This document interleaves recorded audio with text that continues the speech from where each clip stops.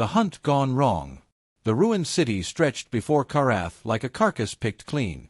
Steel towers, broken and rusted, jutted from the ground like the ribs of some long-dead beast. It was a perfect hunting ground, silent, empty, dangerous. The young Yautja warrior had waited for days, tracking signs of life, hoping to find prey worthy of their first solo hunt. An unblooded warrior could not return home without a trophy, and failure was not an option. Through the thermal scanner in Karatha's mask, a faint flicker of heat pulsed below the rubble of a collapsed building. A survivor, perhaps a human soldier left behind after the last skirmish? Good. Finally, prey with teeth. Karath leapt down silently, wrist blades extended, dreadlocks swaying. The air smelled of rust, smoke, and old blood. The heat signature was small, curled up inside a makeshift shelter of metal sheets. Karatha's mandibles spread wide in a silent snarl of anticipation. The thrill of the hunt burned hot in their chest.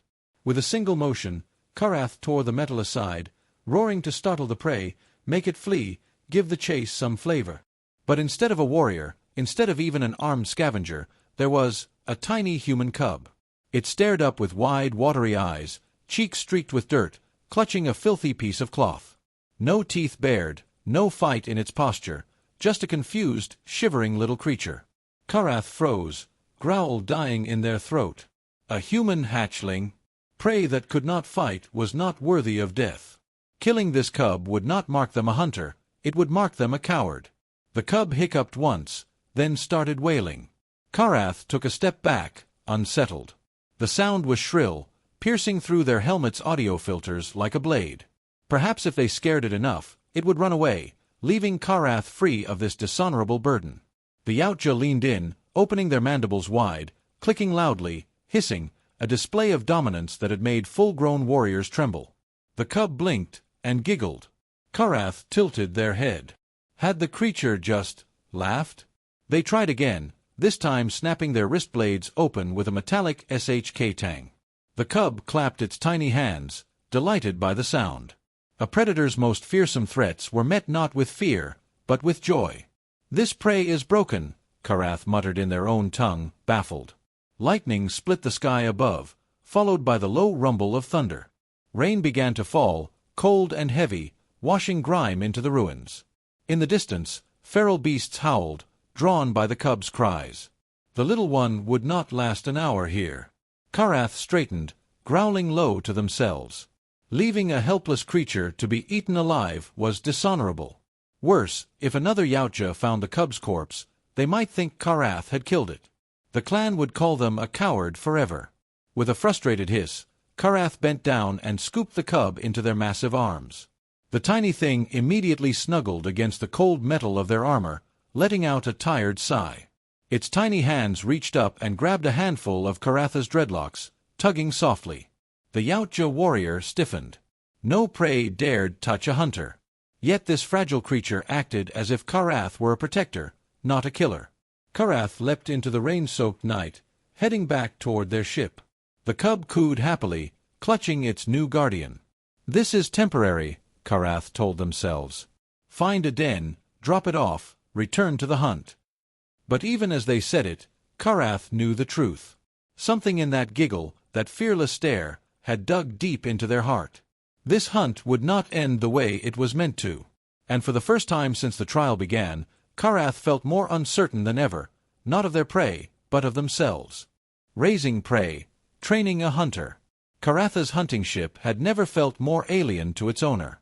It was meant to be a silent sanctuary for a lone warrior, a place for sharpening blades, preparing trophies, and studying the art of the hunt. Now it echoed with the unpredictable noise of a human hatchling. The cub had claimed Karatha's sleeping alcove, nestling in their spare netting as though it were a soft nest made just for it. It had been 2 cycles since Karath had lifted the creature from the ruins, intending to leave it at the nearest human camp. 2 cycles, 2 failed attempts. The first camp had been abandoned, the second crawling with scavengers and feral animals. Each time, Karath had deposited the child and turned away, only to hear the wailing, to see tiny arms reaching after them. Both times, Karath had picked the cub up again with a frustrated growl. It had no fear. Not of the ship. Not of Karath. not even of the sharp blades that could slice it in two. The warrior's patience, however, was wearing thin. Karath knelt near the galley module, holding out a strip of raw meat, marinated in hunting oils. They growled softly, a low, commanding sound that usually made lesser predators submit. "Eat," they rumbled. The cub wrinkled its nose, squinted, and made a sound suspiciously close to bleh before tossing the meat aside. Karatha's mandibles clicked in irritation. They tried again, offering a ration cube. The cub batted it out of their hand and then, without hesitation, crawled over and sank its gums into Karatha's armored knee. The Yautja froze. Was this prey biting me? A slow realization dawned. The cub did not respect dominance displays. It responded with defiance or laughter. Even Yautja younglings knew when to bow their heads to a warrior. But this human... It met every roar with a squeak, every threat with a grin. Finally, Karath fetched a nutrient tube from the ship's medbay and handed it over. The cub gnawed happily on the soft nozzle, finally quiet. Karath muttered to themselves, "This one will not eat like a hunter, will not bow like a hunter. Perhaps it is something else entirely." Over the next few cycles, Karath tried to teach the cub basic survival skills, if only to keep it alive until they could hand it over. They demonstrated how to stay quiet when danger approached, how to hide in the ship's alcoves, how to throw small objects at threats. The cub mimicked every movement with clumsy enthusiasm. When Karath crouched low, the cub crouched even lower. When Karath made a hand gesture for silence, the cub put a finger to its lips and giggled, missing the point entirely. One day, Karath showed how to throw a sharpened stick. The cub's first attempt flew backwards, narrowly missing the ship's control panel. The second try hit Karath square in the chest and bounced harmlessly off the armor. The cub clapped, delighted by its own attack. Karath looked down at the small human, chest swelling with a strange, confusing feeling. It was pride, but not the kind earned from a worthy kill. Pride in the cub's stubborn refusal to cower, in its instinct to fight even when it couldn't win. Perhaps this hatchling is not prey, Karath thought. Perhaps it is a hunter yet to be forged. On the fourth cycle, Karath tried one last time to return the child to humans. They descended near a small outpost only to find signs of a recent slaughter. Human bodies lay in the dust, and a rival Yautja clan's mark burned on the wall. Karath felt a cold anger settle in their chest. If the rivals returned and found the cub, no, they would not risk it. They picked up the child, who reached up to tug at their dreadlocks once again, laughing like they had in the ruined city. Karath sighed, a guttural, resigned sound that echoed in the empty airlock as the ship rose back into the clouds. "This is not the way of the hunt," Karath told themselves, looking at the little creature nestled in their arms. But a strange, unspoken truth pulsed in their chest. The hunt was no longer about trophies. It was about keeping this fearless cub alive. And Karath was beginning to suspect they needed the child as much as the child needed them. The hunt reversed. Karath had learned many things in their short time raising the cub. Humans were stubborn. Humans were loud. Humans were endlessly curious about dangerous objects. But the most important thing Karath had learned was this: nothing painted a larger target on your back than breaking the rules of the hunt. The rivals came for them at dusk. It started with a signal, a 3-beat pulse on the ship's sensors, unmistakable. Yautja warships didn't stalk their own kind unless they believed an honor code had been broken. Karath didn't need to guess the reason. In their clan's eyes, they had committed the ultimate shame, sparing prey, living with it, raising it as kin. Karath clicked their mandibles in frustration, scanning the canopy of the hostile jungle planet below as they brought the ship into a low hover. Their blood was hot with the promise of battle, but one look at the human cub, still too small to fight, too trusting to understand danger, forced Karath to think differently. This wouldn't be a hunt. This would be survival. The jungle was a predator's dream: thick vines, giant ferns, and twisted roots that swallowed footsteps whole. Karath carried the cub on their back, moving fast and silent, leaving false trails and scent-masking dust behind. But even the cleverest tricks couldn't erase the truth: rival hunters were on their trail. The first encounter came at nightfall. A shadow flickered through the trees, a shimmer of cloaking tech that only Yautja eyes could truly see. The rival warrior landed heavily on a branch above, clicking a challenge. Karath shifted the cub to their side, mandibles spreading in a low snarl. They couldn't engage openly, not while protecting the hatchling. So they melted into the brush, moving with a precision that would have made their ancestors proud. The cub, to Karatha's surprise, stayed utterly still, sensing the danger without needing words. When a net trap snapped shut where they had been standing seconds ago, Karath realized something chilling. The rivals weren't hunting them for trophies. They wanted the cub dead. By dawn, Karatha's patience had worn thin. 2 more ambushes, a grazing plasma shot that scorched their shoulder armor, and still the rivals pressed closer. They couldn't keep running forever. If they were to survive, they had to change the rules of the game. "Hatchling," Karath whispered, crouching low beside a tree hollow. The cub looked up, wide-eyed but calm, clutching a carved bone Karath had given it days ago. "Listen. Quiet. Hide here. Do not move." The child nodded solemnly, mimicking Karatha's hand gesture for silence this time without giggling. Pride flared briefly in Karatha's chest, but there was no time for warmth. The hunter became the hunted now. Karath moved like a ghost through the undergrowth, planting crude traps made from sharpened branches and scavenged wires. They doubled back, erased tracks, forced their pursuers into tight kill zones. One rival fell to a spiked pit.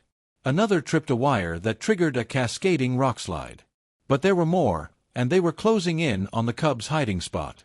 Karath arrived just in time to see a rival Yautja looming over the hollow, arm raised, wrist blades glinting. The cub had not run, had not cried. It had grabbed a jagged stick and jabbed it toward the massive hunter's knee, defiant even in hopeless odds. The rival snarled in disgust. "Prey," it spat in their tongue. Karath struck from the treetops, a roaring blur of claws and rage. The fight was brutal and fast, 2 warriors locked in deadly silence except for the clash of blades. A lucky counterstrike slashed Karatha's ribs, but instinct and fury drove them on. Finally, a plasma bolt at point-blank range sent the rival crashing lifeless to the ground. Karath knelt, clutching their bleeding side, looking down at the cub. The little human reached out with trembling hands, touching the cracked edge of Karatha's mask. Not afraid. Not crying. Just there. In that moment, Karath understood what the clan could not. This hatchling was not weak prey. It had the heart of a hunter, unbroken even when staring death in the face. They picked up the cub and rose slowly, mandibles clicking softly in a rare gesture of comfort. "We hunt together now," Karath murmured. "No one will take you." Far above, more ships cut through the sky. The rivals would come again. But this time, Karath wasn't just running, they were ready to fight for their cub. Blooded without fear. The sky burned with fire as rival Yautja dropships tore through the clouds. Karath stood atop a jagged cliff, the human child clinging to their side, both watching as hunters assembled in the valley below. A dozen masked warriors, blades gleaming, stood in ritual formation. They hadn't come for a duel. This was a purge. Karath had known this moment would come. By taking in a human hatchling, they had broken a sacred law. Worse, they had refused to correct the mistake. And now the clan would erase them both to preserve their honor. But as Karath glanced at the cub, mud smeared across its cheek, a crude stick gripped tight like a spear, they knew one truth the others could never understand: honor was not in the kill. Honor was in the bond you protected with your life. Karath placed the cub down gently and crouched to meet its wide, questioning eyes. "Listen, hatchling," they said, voice rough but steady. "Today, hunters come for us. But you are not prey. You are my pack." The cub tilted its head, understanding only in pieces, but it reached out, placing a tiny hand on Karatha's chest plate. Karatha's mandibles clicked softly in return, a vow spoken in gesture more than words. They would not die running. They would not die afraid. Today they would fight together. The first strike. The rivals advanced in perfect formation, cloaks shimmering as they spread out. Karath had chosen the battleground carefully. High rocks, narrow passages, natural choke points. Their own traps lay hidden, ready to turn hunters into prey. When the first rival stepped into a camouflaged snare, Karath triggered it, sending a spiked log swinging down like a thunderbolt. Armor cracked, and the warrior fell with a guttural cry. The others roared in challenge, scattering to flank. Karath charged head-on, roaring loud enough to shake the canyon walls. Blades clashed, sparks flying in the dim light. Every strike was brutal, desperate, not for trophies or rank, but for the small human crouched behind a rock, eyes wide but fearless, waiting for Karatha's signal. A plasma caster fired from the ridge. Karath ducked, grabbed a rival by the arm, and hurled them into the blast. Blood sprayed across the stones, sizzling where it landed. 2 down. 10 more to go. The cub's choice. One rival broke formation, stalking toward the cub. Karath saw too late, engaged with 3 others at once, taking slashes to their back and thigh. The child's scream cut through the chaos. But when Karath twisted free and turned, ready to tear the rival apart, they froze. The cub had stood its ground, holding a sharpened stick like a spear. Shaking, teeth gritted, it lunged, not with strength, but with raw defiance, jabbing the weapon into the rival's knee joint. The warrior stumbled, snarling. Karath was there in an instant, cutting them down with a roar that shook the cliffs. The cub's stick was still in its tiny hands, smeared with glowing green blood. Karatha's chest swelled with pride. This was no prey. This was a hunter, unblooded but worthy. Turning the hunt. Rage fueled Karatha's strikes now, every blow a promise that they would not lose this child. They moved like a phantom, using terrain, traps, and sheer ferocity to whittle the rivals down. The cub followed instructions perfectly, hiding when told, throwing stones to distract, even handing Karath spare blades when the fight grew desperate. One by one, the rivals fell. The last warrior standing, a seasoned blooded hunter with a scarred mask, paused, weapons lowered, watching the scene. His gaze shifted from Karath to the cub and back again. Slowly, he pressed a clawed hand to his chest, a silent mark of respect, and withdrew without a word. The purge was over. Blooded by bond. Silence returned to the canyon, broken only by Karatha's labored breathing. The cub stumbled forward, dropping the broken stick and wrapping tiny arms around Karatha's leg. The warrior knelt, lifting the hatchling into their arms. For the first time since their trial began, Karath reached into their belt pouch and withdrew a small ritual dagger. With a low hum, they drew a line across their own palm, green blood beading. They touched it gently to the cub's forehead, leaving a faint glowing mark. "In our ways," Karath said softly, "blood makes hunters. You have faced death and did not yield. You are my kin now. My cub. My pack." The child didn't understand the words, but it smiled, pressing its tiny dirty hand against Karatha's marked palm. Something deep inside Karath shifted then, a weight they hadn't known they carried lifting away. They weren't an outcast anymore. They weren't prey or hunter. They were something new, a protector bound by choice, not tradition. As the sun rose over the blood-soaked canyon, Karath carried their cub back to the ship. The hunt was over. The clan would remember this day as a breaking of the old ways. But Karath and their human hatchling would remember it as the day a bond stronger than any code was forged.